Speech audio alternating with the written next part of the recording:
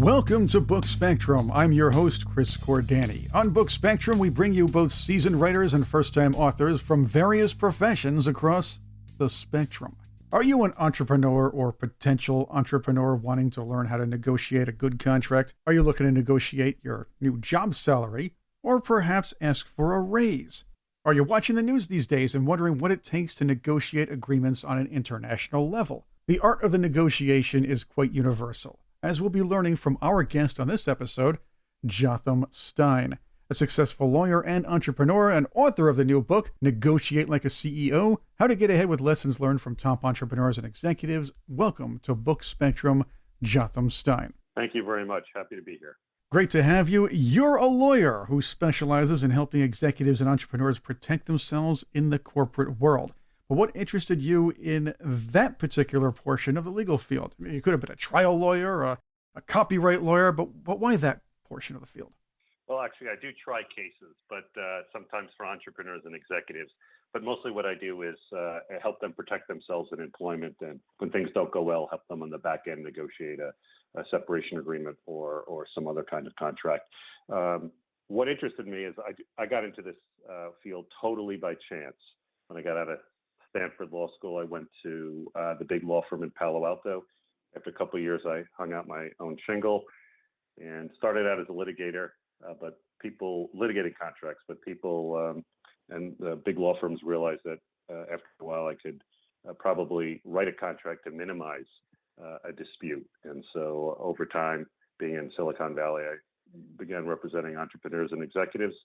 And at some point, I ran an ad in a local high-tech magazine that I write about in the book.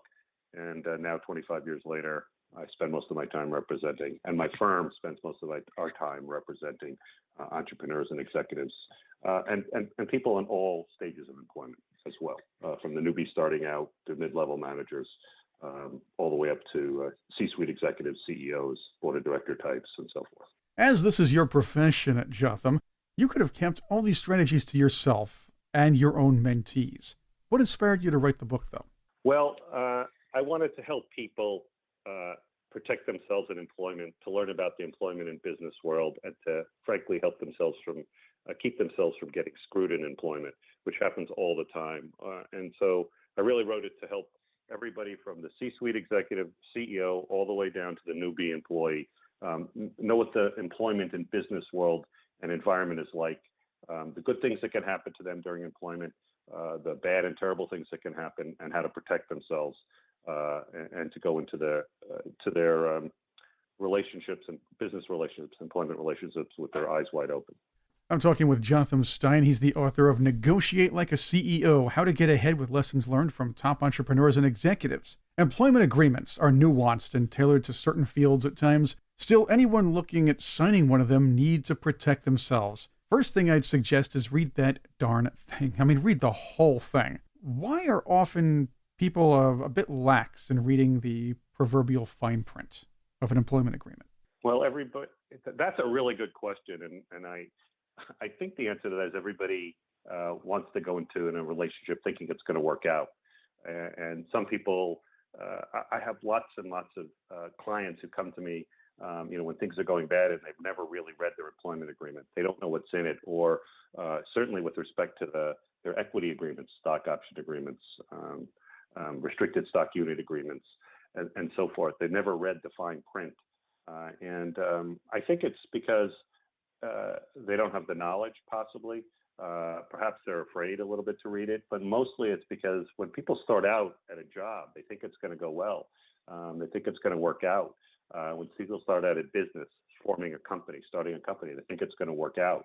And there's only upside they see. But the practical reality is in employment, people get fired all the time. In business, they get forced out of companies all the time. And sometimes for economically irrational reasons.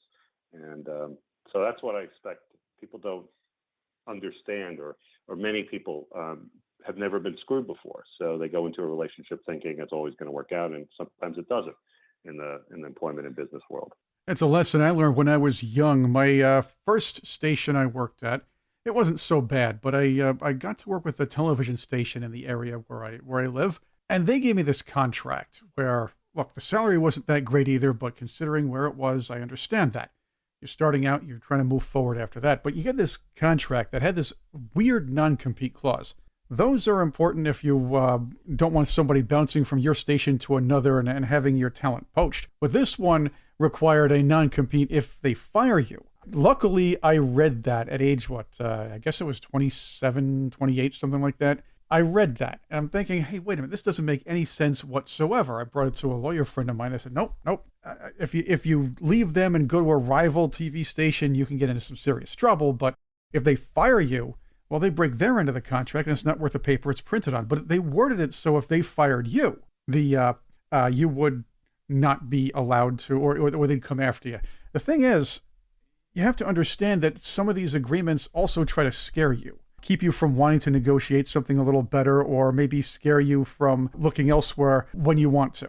Am I correct here? You're 100% correct. And I have to say, at 27, you were a lot farther along, at least in wanting to learn about your contracts than a lot of clients I've had who are much older than you. Non-compete agreements, as an example, they can wind up being indentured servitude.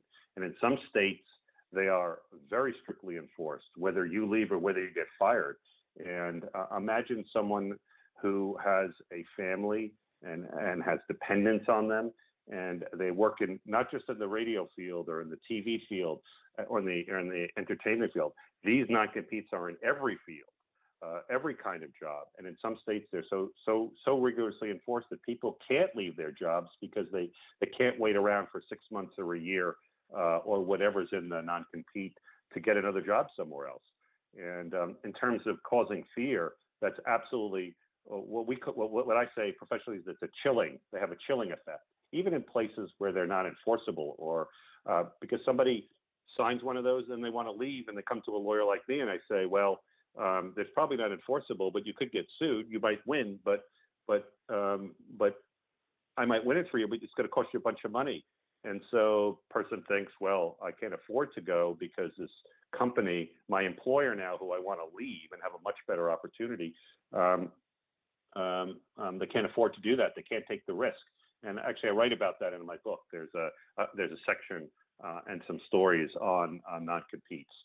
And so the answer is try not to ever sign one.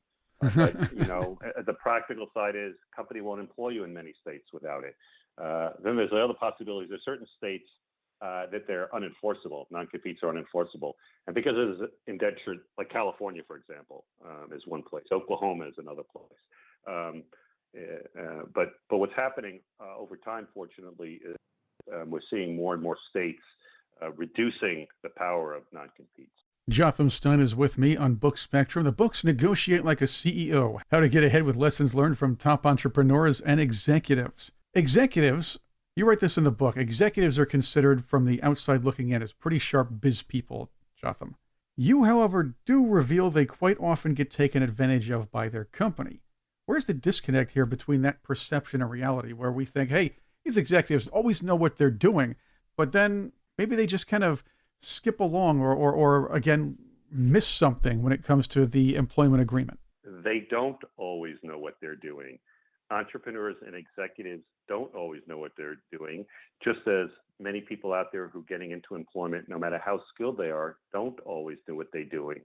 In terms of employment and protecting themselves, and in terms of business and protecting themselves, listen, over time, my firm has represented some of the shrewdest entrepreneurs, some of the people at the cutting edge of their technologies, whether it's in mobile internet games or whether it's in designing chips that run computers and cars, or whether it's in biopharmaceuticals. But just because these people are the best in what they do stuff that I don't even understand. It's so amazing. But that doesn't mean they could protect themselves or have the knowledge or the personality to protect themselves in employment. And the biggest example I give is multiple times, and I mean multiple times over the years, I've had executive vice presidents of worldwide sales, very senior people, come to me. And these are the kind of people that negotiated $1 million deals, $10 million deals, sometimes $100 million deals for their company. When it comes to negotiating for themselves, they can't basically negotiate themselves out of a paper bag, and that's sort of a personality issue. It's a knowledge issue. There are many different things that go into the disconnect that you just identified. But I can tell you it happens all the time. Just because Chris Cordani is a spectacular interviewer or a spectacular TV personality doesn't mean that he knows how to negotiate protection for his contract with his employer or with business partners. They're two different things. One of the big problems facing people going into negotiations with their companies and bosses is the difficulty in valuing oneself. How tough is that for people? And how do you help executives and entrepreneurs properly value themselves coming into a negotiation? Well, that's a great question. Why people undervalue themselves, and this happens from the newbie coming into employment all the way to the CEO, is probably a psychological, environmental issue that I don't know the answer to. But I can tell you how we help them protect themselves and how we help them value themselves, or in common parlance, negotiate outside their personal box or their personal comfort box. And that happens in multiple different ways. One is they come to us with an employment agreement, for example, and we tell them what's market or what they can negotiate for, to the extent we know what market they're negotiating for is. So, for example, if somebody comes to me at a senior level and is getting equity of some sort, I'll tell them how to protect their equity and what they should negotiate for, and what's more or less market. Now, in certain cases, particularly at the C-suite level, we will actually send a C-suite executive to a consulting company that amalgamates all the different compensation levels and salary levels and bonus levels, and they give them information because this information is available to executives. So it depends if they pay for it. But it depends on how we do that. But we spend our life basically at my firm recalibrating employees and clients. Sometimes they think they're worth too much, but a lot of times they come and they ask us how to protect themselves, what they can do to make themselves better off. And so with 25 plus years of experience, we know how to do that, or if we don't know how to do it directly, we know how to find somebody to help themselves. What people need to realize when they're going to the negotiating table, whether it be the first job, a new job, or a raise or some other kind of contract negotiation, on the employment side, executives and others trying to negotiate new contracts or raises are going up against someone with the upper hand in those cases. They'll try to devalue you in a negotiation. That's why I was talking about value. I'm reminded of Ralph Kiner's story, and he used to tell this every once in a while when he was broadcasting Met games. Remember Ralph Kiner, the great slugger for the Pirates? I do. I actually grew up in New York, so I'm an old Mets fan, and Me too. I believe you worked on or worked for WOR, and I believe in the old days when I was growing up, they actually carried the Mets games. Yes, and I believe you must have heard this story when Kiner was doing the television games. There was one year where the Pirates finished last. Well, they weren't very good at the time anyway, but they finished last this particular year. Kiner was renegotiating his contract. The owner said, hey, we're going to keep you on. We're going to keep you here, but we're going to cut your pay a little bit here. He goes, wait a minute. I'm your best hitter. I'm knocking home runs all over the place. The GM goes, well, we finished last with you. We can finish last without you. So he signs that contract. Okay. Negotiating is all about leverage. And but sometimes people need help. Like was Ralph Kiner negotiating with somebody who knew what they were doing and had seen negotiation before. That's the whole point of negotiating like a CEO. The book is Ralph Kiner in that situation. And many people out there, whether they're the newbie starting out, particularly in this employment environment, where businesses are looking to hire people, all the way up to the C-suite executive, they have more leverage than they think. So perhaps Ralph Kiner in that situation, which I've heard this. I actually knew Ralph Kiner as the Mets announcer, right. Not as the Pirates slugger.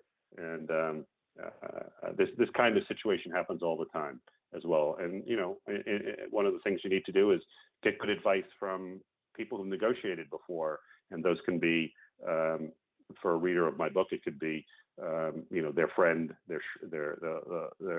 a professor, somebody who's done it before, a colleague, and when they need legal help, they would go to someone who's experienced in the world of entrepreneur and executives, or in negotiation, and understands what a negotiation is about, and the upsides and downsides, and sort of the genres of the same stories that happen.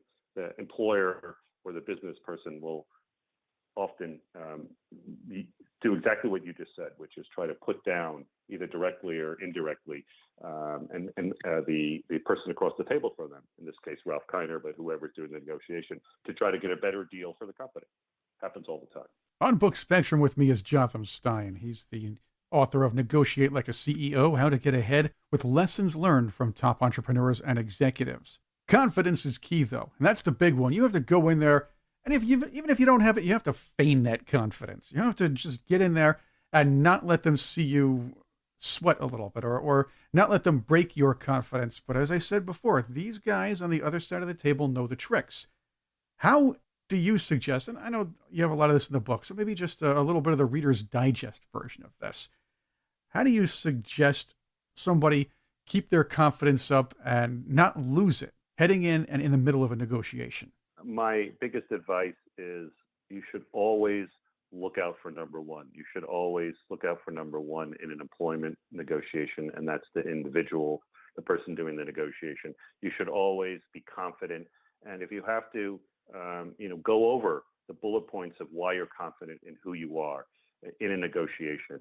And the third thing is to get someone to help you. Could be a lawyer, but it could just be somebody experienced in negotiation, to tell you and to help you and to predict for you what the other side is going to say. And the other side is going to say negative things to try to negotiate you down. And if you know that it's going to be coming, doesn't feel good to receive it maybe, but at least you know it's going to be coming and you've had your decision tree thought out. What do you say in response? And the final thing I'd say is, know that there's always another job out there for you. Know you can reincarnate yourself or reinvent yourself in another job. And so, if you have those tools when you go into negotiation, and somebody is trying to negotiate you down, that hopefully will help you keep your confidence. And if you're someone who lacks confidence, then you have to spend more time at this, and maybe you need to have more people giving you advice, tell you that you know what you're doing, and they should be confident in what you're doing, and that the negotiation that you're going to go into, the other side is going to say things that are going to try to tear you down, either indirectly or directly, either explicitly or implicitly, to try to force you to negotiate for less, to try to force you to take less, and that's part of the process. So knowing what the process is about you're halfway there. Jotham, how does one know one is being taken advantage by their company? Well, that's a great question. That you either have experience and you know that it's happening, or you need to go to somebody or groups of people to find out. And what I say in the book is you have to do your personal due diligence, right, about the company, about the people you're going to work for. And so you don't drive, you wouldn't buy a house without, as an example, you wouldn't buy a house without doing your diligence. Well, maybe this environment you would, but most times people want to check out the house. They want to have an inspection of the house. They want to make sure the house isn't falling down, and so forth. You have to do the same thing about your job to the extent you can. And I talk about that in the book. And that will perhaps give you insight. Also, more knowledge you have, the better. So the more you know about the business world and the employment world, the more you're being taken advantage of. And certainly, in certain situations, reading a book like mine, Negotiate Like a CEO, you're going to learn a whole bunch of things. And I just use as an example equity. Learning about something called capitalization table, or learning about what liquidation preferences are. That's stuff that nobody really learns in the business world until you get into, say, a startup or a private company that may someday go public. But it's hard to learn that stuff unless you get a book to help you. But in the regular part of your life to look out to know when a company's taking advantage of you. It's just doing your due diligence. And some of that has to do with talking to your advisors and trying to find out as much about the company that you're going into as you can before you accept the job.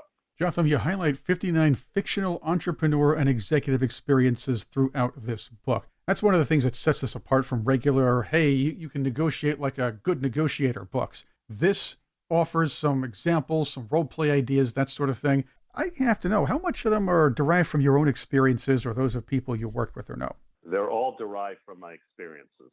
They're all fictional. I wrote them at a Pete's Coffee nearby where I live here in Half Moon Bay, California. But they're totally derived from my experiences. The way I would describe it is they're totally fictional. But we're on Book Spectrum. They're like genres. They're genres of stories. They're genres of experiences that happen over and over and over again. And some are wonderful, fantastic experiences. Some are terrible experiences. And the whole idea in writing them and putting them in this book is to make it even more breezy and to make examples of fictional stories, but that the reader is going to often say, hey, that happened to me, or hey, that happened to a friend of mine. And in reading it, learn the experiences that hopefully they want to have and the ones they don't want to have, and the ones to look out for in their jobs as they go throughout their career. Let's have some fun, Jotham. And once again, Jotham's book is Negotiate Like a CEO, How to Get Ahead with Lessons Learned from Top Entrepreneurs and Executives. We're in a constant state of world leaders trying to negotiate with each other, from treaties to trade agreements. So let's take some of your ideas and thoughts and put it on this stage.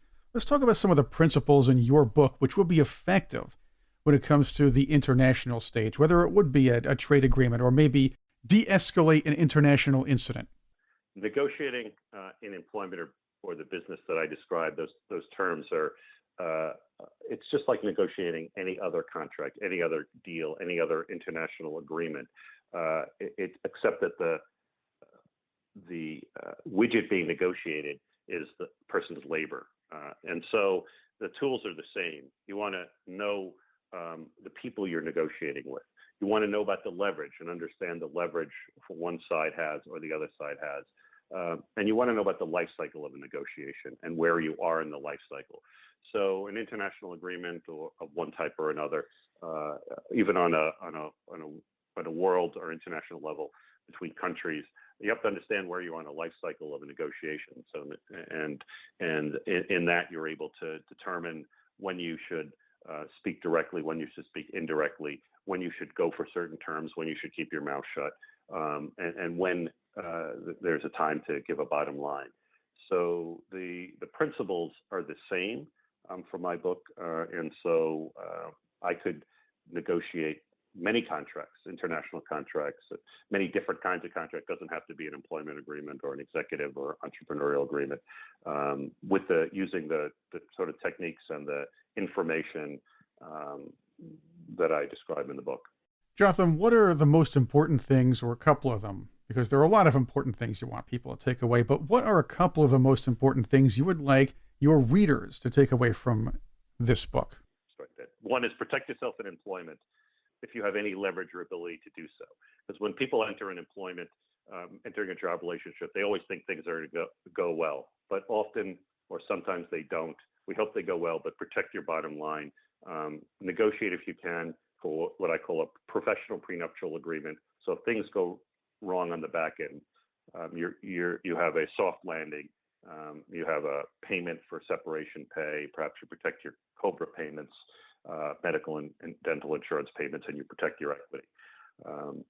Number two, even if you don't have leverage, at least go into your relationship with your eyes wide open. What are the upsides and the indicators and the signals for the good things that are going to happen in your employment and business relationship, and the potentially bad things and terrible things that could happen, so that as you go through your career, first of all, you'll know how to protect yourself in the future, but second, you'll see all the signals that are happening, and might lead you other places to make new contracts, to make new business relationships, to make new employment relationships before things go bad. And the third is, if things have gone bad for you, you've been forced out of a company, you've been fired with no notice, for example, know that you can reinvent yourself or reincarnate yourself. And I talk about that in the book. And this happens all the time. So that all the time over the years, I've had hundreds and hundreds, if not thousands of clients who've called me 6 months later after a bad or terrible departure and say, well, the best thing that ever happened to me was that I got fired from that job because I got a much better job. So those are the things that the main things that I would like people to take away from the book. But each chapter has things to remember. So there are important, very important parts that people should remember from the different sections or sectors or of their job experiences, whether it's employment, change of control, negotiating an agreement while you're an employee or getting forced out. Jotham Stein, thank you very much for being with us on Book Spectrum. Thank you very much for having me, Chris. I enjoyed it a lot. Once again, the book is titled Negotiate Like a CEO, How to Get Ahead with Lessons Learned from Top Entrepreneurs and Executives. We have a link on our website to pick it up. You can also find it in stores and via digital distributors as well. I'm Chris Cordani. Thank you for listening to Book Spectrum.